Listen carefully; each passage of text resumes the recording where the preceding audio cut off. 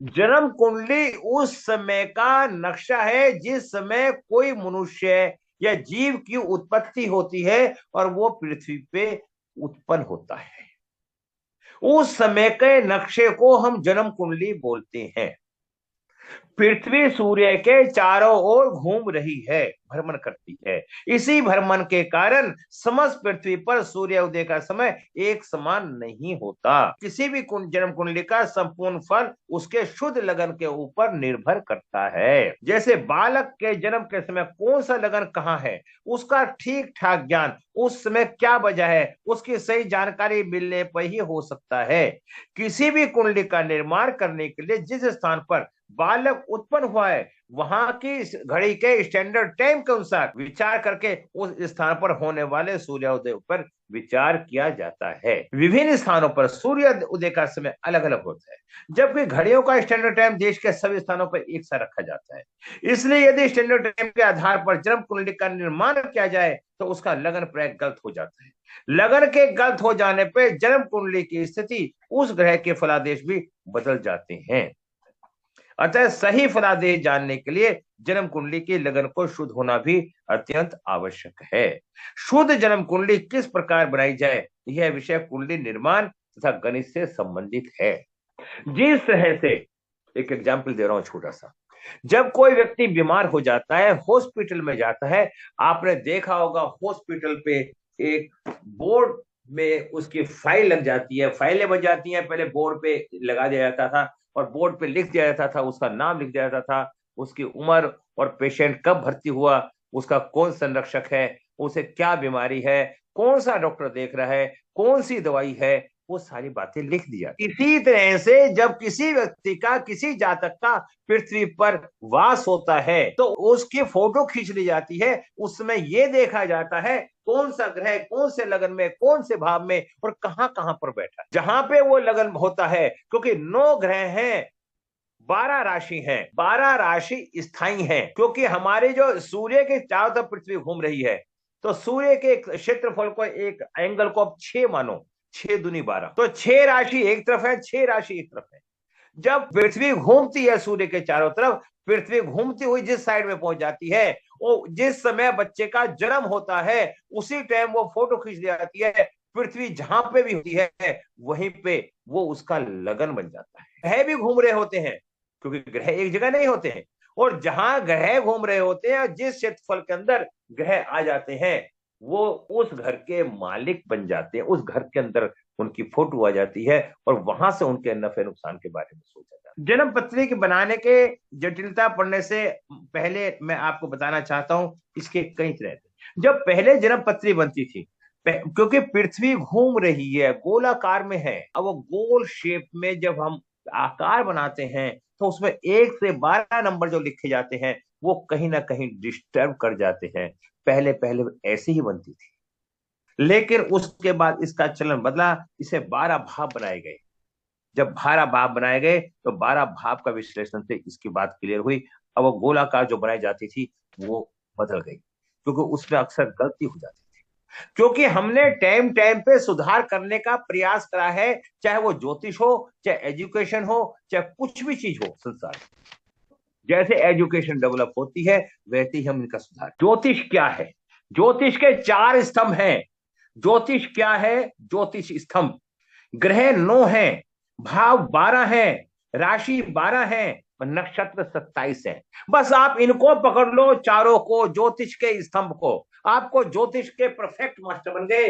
80 का 90 क्या 99% लोग ज्योतिष के इन भावों पे परफेक्ट नहीं हो पाते। ज्योतिष वेदों का सार है। इसमें 9 ग्रह अपने साइकिल पीरियड की तरह चलते रहते हैं। 9 ग्रह इस प्रकार हैं: सूर्य, चंद्रमा, मंगल, बुध, गुरु, शुक्र, शनि, राहु, केतु। जब मैं आपको इन ग्रहों के बारे में एक्सप्लेन करूंगा ना, आपको आनंद आएगा, आनंद नहीं महा आनंद आएगा जब इनके बारे में बताऊंगा। उसके बाद हमने क्या देखा? हमने देखा 9 ग्रह, ठीक है। और इसके अंदर ज्योतिष कैसे सीखे, ज्योतिष शास्त्र क्या है। आकाश में चमकने वाले ग्रह तारे को ही ज्योतिष कहते हैं। इस शास्त्र में हम इन्हीं ग्रह तारों का अध्ययन करते हैं, इसलिए इसे ज्योतिष शास्त्र कहते हैं। वेदों में ज्योतिष शास्त्र को वेदांत में स्थान दिया है। वेदों को अगर शरीर माने तो वेदों की आंख कहा जाता, वेदों की आंख ज्योतिष को कहा गया है। आंखों को कार्य के तरह ही ज्योतिष शास्त्र हमें समय अनुसार जीवन को दर्शन देता है। इसलिए समय से संबंधित सभी विषय, आकाश में दिखने वाले ग्रह तारे और उनका मानवीय जीवन से उनका ज्ञान है, हमें ज्योतिष शास्त्र से मिलता है। मैं फिर आपको एक बार बताता हूं ज्योतिष क्या है। ज्योतिष एक ज्ञान है। देखना, जैसे इंसान आंखों से देखता है, इसी तरह ज्योतिषी ज्ञान से देखता है। कुंडली में कुछ अंक होते हैं और कुंडली में 12 राशि होती है। हमारी न्यूमरोलॉजी और वैदिक में डिफरेंस है। डिफरेंस कोई ज्यादा नहीं है, समझने का डिफरेंस है। सिंह, कन्या, तुला, वृश्चिक, धनु, मकर, कुंभ, मीन। जब इन 12 राशियों के साइन बताऊंगा, नेचर बताऊंगा, आपको आनंद नहीं, महा आनंद आएगा। ये अंक नहीं, 12 राशियों के नंबर होते हैं, क्योंकि हर राशि उसके नंबर से जानी जाती है। जैसे 12 राशि होती, काल पुरुष की कुंडली के अंदर जो हमारे लगन है वो फिक्स है 1 से लेकर 12 तक। लेकिन हमारी वैदिक कुंडली के अंदर जैसे सूर्य के चारों तरफ पृथ्वी घूमती है, जब घूमती है तो 12 राशि है। इन अंकों के साथ ही ग्रहों के नाम जहां लिखे होते हैं। हमारी जन्म कुंडली में हमें लगन कुंडली के नाम से जानती है।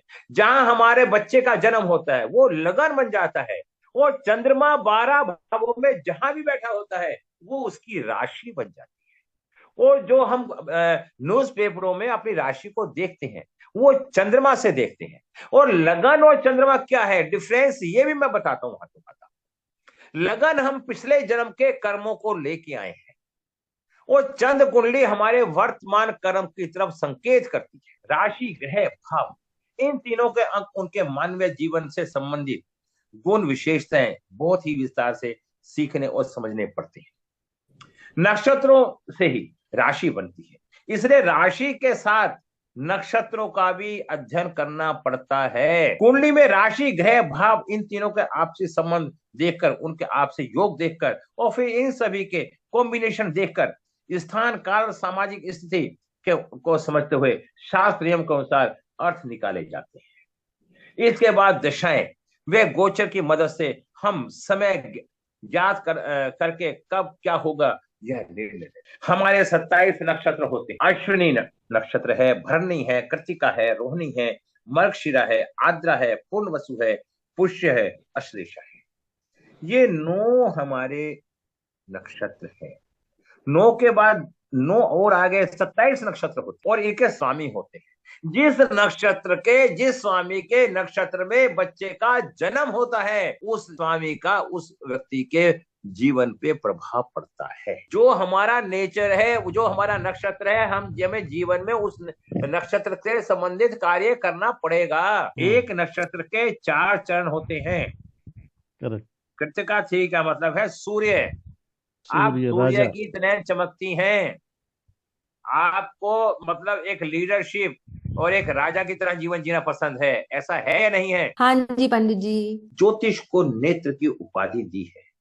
ज्योतिष में पराशर ऋषि का नाम ही आता है, जिन्होंने अपने अनुभव से ज्योतिष का विश्लेषण करके ज्योतिष के विषय में सभी ग्रहों को महत्व को समझाया और अनेक अच्छे बुरे परिणामों का विश्लेषण उपाय सहित किया। हम 5000 सालों की पुरानी परंपराओं को आज भी दोहराते आ रहे हैं। जैसे जैसे समय बदलता गया वैसे वैसे परिस्थिति बदलती गई, लेकिन हमारे ज्योतिष आज भी वही का वही है। जैसे युद्ध कल भी होते थे, युद्ध आज भी होते हैं, और समय समय पे हथियार बदलते रहते हैं, लेकिन ज्योतिष में कल भी वही ग्रह नौ थे, वही उपाय थे, वही उपाय आज बताए जाते हैं। क्या हमें इसे शोध करके इन उपायों को परिस्थितियों के अनुसार बदलने का प्रयास नहीं करना चाहिए क्या? हम उन्हीं पुरानी परंपराओं पे आधारित है। जिसके पास 5 और 6 है उसका पारिवारिक जीवन बहुत अच्छा होगा। जिसके पास 5 है और 6 नहीं है, वो एक बेड पे तो सोएंगे पर दोनों का एक एक तरफ अलग अलग। ज्योतिष क्या है और क्यों उपयोगी है? ज्योतिष शास्त्र ग्रह, नक्षत्र, राशि आदियों के मनुष्य पर पड़ने वाले प्रभाव का अध्ययन शास्त्र है। ज्योतिष सूर्य ग्रहण, बोधक शास्त्र, दूसरे शब्दों में हम ज्योतिष को सामाजिक ब्रह्मांड शास्त्र भी कह सकते हैं। अनुमान के अनुसार 5000 वर्षों से ज्यादा पुराना विज्ञान है। ज्योतिष शब्द संस्कृत का एक मूल शब्द है। बहुत से विद्वान इस ज्योतिष अर्थात ईश्वर का प्रकाश कहकर विश्लेषण करके समझाने का प्रयास करते हैं। ज्योतिष का अर्थ प्रकाश की गणना करना और सिद्ध होता है। यह तर्क शक्ति की दृष्टि से भी युक्ति संगत है। ज्योतिष का मात्र मतलब प्रकाश से है, ज्ञान से है। ज्योतिष समय और मानव के आर पार देखने की कला भी है। मनुष्य के व्यक्तिगत प्रभाव, प्राकृतिक गुण, दोष, रोग, विकार आदि को भी ठीक तरह से जाना जा सकता है। क्या ज्योतिष अंधविश्वास है?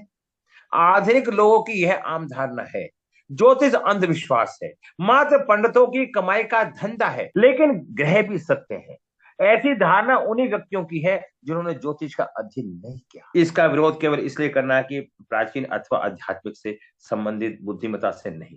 दो सत्ताओं पदार्थों को जानकर उसके संबंध में पूर्व ज्ञान प्राप्त करके ही हम उनकी तुलना कर सकते हैं। हम किसी को महान या निम्न कहने के अधिकारी नहीं है। सत्य हमारी पसंद का हो यह जरूरी नहीं है। हमें किसी को बुरा कहने का भी कोई अधिकार नहीं है। ज्योतिष के संबंध में मतभेद और उनके कारण, किसी भी मतभेद का एकमात्र कारण ज्ञाता यह समग्र दृष्टि का अभाव है। केवल ज्योतिष के विरोधी ही मतभेदों के शिकार नहीं होते, बल्कि ज्योतिष के पक्षधर, समर्थक या इसका प्रयोग करने वाले बहुत से कथित ज्योतिष भी मतभेदों के शिकार है। अतः आगे बढ़ने से पूर्व इन मतभेदों का, उनके कारण निवारण का भी प्रयास करना युक्ति संगत होता है। साथ ही जिज्ञासु पाठकों का ज्ञानवर्धन एवं संशय हरण होने के साथ साथ ज्योतिष को ठीक तरह से समझने में सशक्त भूमिका प्लेटफॉर्म भी प्राप्त हो सकेगी। मतभेदों में विरोध, ज्योतिष अंधविश्वास से निराधार है। ज्योतिष मात्र कर्म कांड अथवा पंडों की आजीविका का साधन है, अन्यथा जीवन में उपयोगी नहीं। ज्योतिष कल्पना है अर्थात ठगने की विद्या है। ज्योतिष केवल ग्रहों की गतियों का गणित है। ज्योतिष ईश्वर का प्रकाश है, परिपूर्ण एवं दोष रहित है। ज्योतिष द्वारा पूर्व निर्धारित भाग्य को बदला जा सकता है। ज्योतिष एक विज्ञान है। ज्योतिष स्वर्ग होता है और ज्योतिष गलत नहीं होती, ज्योतिष को करने वाला गलत। संसार में जो भी व्यक्ति है वो अपने नजरिए से बिल्कुल ठीक बोलता है। कभी भी किसी का नजरिया गलत नहीं होता। संसार में जो भी व्यक्ति है, जो भी चीज है, वो हमारे भले के लिए है। हम सकारात्मक सोच से बुरी से बुरी चीज में भी अच्छाई को ढूंढ सकते हैं और नकारात्मक सोच से हम अच्छी से अच्छी चीज में बुराई को ढूंढ सकते हैं। ज्योतिष को भविष्य का ज्ञान करने वाला शास्त्र ही माना जाता है, परंतु यह अर्ध सत्य है। इससे भूत, वर्तमान और भविष्य तीनों को जाना जा सकता है। ज्योतिष को समझने के लिए मात्र शब्दार्थ पर विचार करना पर्याप्त नहीं। इस विषय में विस्तृत गहन चर्चा और इस संदर्भ में भ्रांतियों का खंडन भी आवश्यक है, क्योंकि ज्योतिष में बहुत भ्रांतियां भी हैं। जब तक उनका खंडन नहीं होगा तब तक हम आगे नहीं निकल सकते। हर चीज के पीछे दोनों ही लॉजिक होते हैं, अच्छे और बुरे। ज्योतिष के विरोधी भी मात्र भ्रांतियों के शिकार नहीं, इसका प्रयोग करने वाले भी भ्रांतियों का शिकार है। दोनों प्रकार के भ्रांतियों का मूल कारण किसी अंग विशेषता की संपूर्ण ज्ञान लेने का भ्रम, दूसरे शब्दों में अज्ञान व अर्थ ज्ञान, केवल प्रत्यक्ष को ही प्रमाण मानना, पूर्व जन्म के मान्यताओं के प्रति अविश्वास, कालांतर में होने वाले परिवर्तन पर ध्यान न देना, प्राचीन सिद्धांत उदाहरण संज्ञाओं को आज के परिप्रेक्ष्य में जू का त्यों तोड़ने की कोशिश करना, ज्योतिष को दर्शन शास्त्र, शास्त्र आदि से पृथक ईश्वर प्रदत्त ऋषियों का प्रसाद मानकर संपूर्ण शोधनीय समझना, कर्म फल के बंधन को तत्व न जानना, कर्म के स्वरूप या कार्य और कारण के संबंध को न समझ पाना, विषय को जाने और समझे बिना ही अपनी रुचि या अरुचि के आधार पर पूर्व ग्रह या हठ धर्मता से काम लेना, उसका निष्पक्षता के साथ विवेचना ना करना, शब्दों के मात्र शब्दार्थ पर विचार करना, इससे भावार्थ पदार्थ प्रचलित होते हैं एवं यथार्थ अर्थों पर विचार न करना, यह मानना कि हर पुरानी चीज बदल दी जानी चाहिए, क्योंकि आज परिप्रेक्ष्य में यह लिखा है पुरानी चीज को बदलो और नई चीज लो, यूज एंड थ्रो, जैसे पश्चिम देशों की कल्चर है। तो हम लोग इसे भी ऐसी सोच के हम कुछ भ्रांतियां हम लोगों में फंसी हुई हैं, और वो नहीं बन पाए। हम भाग्य को बदल सकते हैं। पहले तो हमारे अगर सोच मजबूत है तो हम हर कार्य को कर सकते हैं। सोच अगर हमारी मजबूत नहीं है तो हम किसी कार्य को नहीं कर सकते। ज्योतिष का क्या अर्थ है, जीवन का क्या अर्थ है?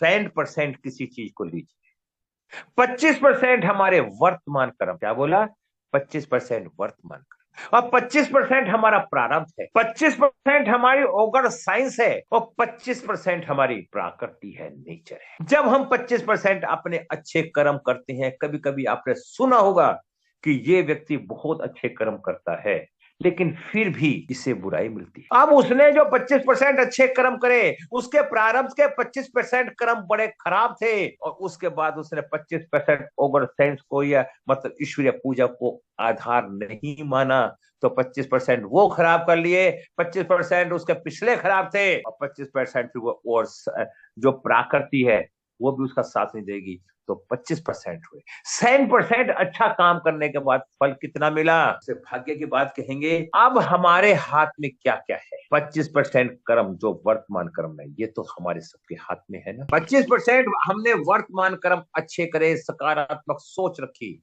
और 25% हमने ईश्वर पे ध्यान देके आध्यात्मिकता में ध्यान दिया, और 25% हमारी जलवायु का हमने ध्यान दिया। अगर हमारा मकान या दुकान या व्यापार या हमारा रहने का स्थान या हमारी वास्तु हमारे मकान की ठीक है, तो क्या वो 25% का फल हमें मिलेगा या नहीं मिलेगा? अगर 75% हमारे वर्तमान कर्म अच्छे हो जाते हैं, अगर हमारे प्रारब्ध सारे भी खराब हैं, 70% तो अच्छे होने की उम्मीद रहेगी ना। कर्म पे डिपेंड हुआ ना।